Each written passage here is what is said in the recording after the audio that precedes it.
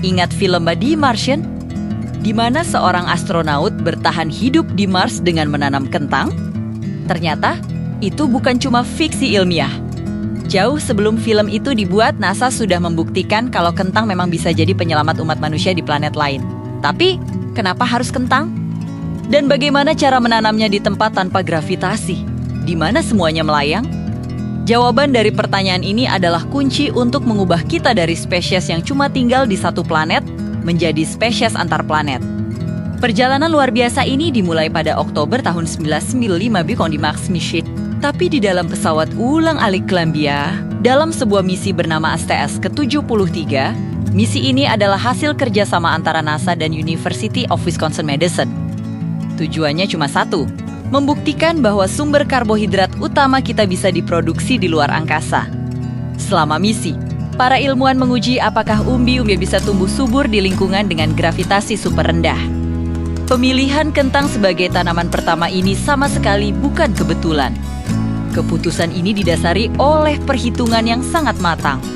Pertama, dari segi nutrisi, kentang itu seperti pembangkit tenaga.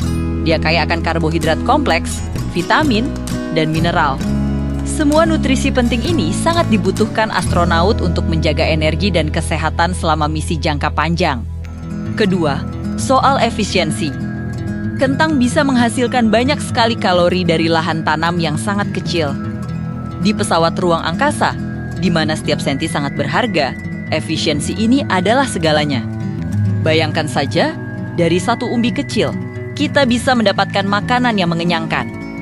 Ketiga, dan ini yang paling keren, hampir semua bagian tanaman kentang bisa dimakan. Dari umbi utamanya sampai daun-daun mudanya, tidak ada yang terbuang. Ini yang disebut efisiensi biomasa yang tinggi. Sebuah konsep krusial untuk bertahan hidup di luar angkasa. Tentu saja, menanam di luar angkasa tidak sesederhana menaruh bibit di dalam pot berisi tanah. Untuk mewujudkan pertanian luar angkasa, para ilmuwan menciptakan sebuah sistem canggih yang mereka sebut kontom tubeh. Jadi, alih-alih menggunakan tanah, kentang-kentang ini ditempatkan dalam wadah khusus. Wadah ini adalah sebuah lingkungan yang terkontrol penuh. Cahaya, kelembapan, suhu, dan yang paling penting, nutrisinya. Semua diatur secara otomatis oleh komputer. Karena tidak ada gravitasi yang menarik air ke bawah. Mereka menggunakan metode hidroponik atau aeroponik.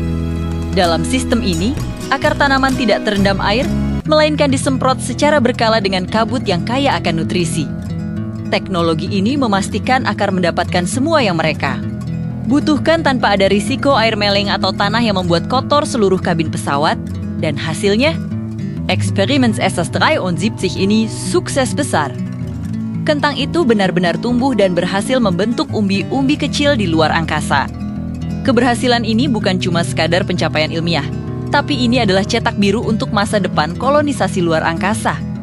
Ini adalah bukti nyata bahwa koloni manusia di bulan atau Mars nanti bisa memproduksi makanan mereka sendiri secara mandiri. Coba pikirkan, jika astronaut ingin tinggal selama bertahun-tahun di planet lain, mereka harus bisa bertani, kan? Nah, kentang ini adalah langkah pertamanya. Lebih dari itu, teknologi pertanian hemat air dan ruang yang dikembangkan untuk luar angkasa ini ternyata juga sangat berguna di bumi. Sekarang, teknologi ini diterapkan untuk membantu meningkatkan hasil panen di daerah-daerah kering yang kekurangan air. Jadi, inovasi untuk bintang-bintang ternyata juga membawa manfaat bagi kita di planet asal. Sejak kentang membuka jalan, NASA terus berinovasi di Stasiun Luar Angkasa Internasional, atau ISS. Ini seperti babak baru dalam sejarah pertanian antariksa. Pada tahun 2015, sebuah momen bersejarah terjadi. Untuk pertama kalinya, astronaut benar-benar memakan hasil panen yang mereka tanam di orbit, selada segar. Setahun kemudian, pada 2016, mereka berhasil menumbuhkan bunga zinnia.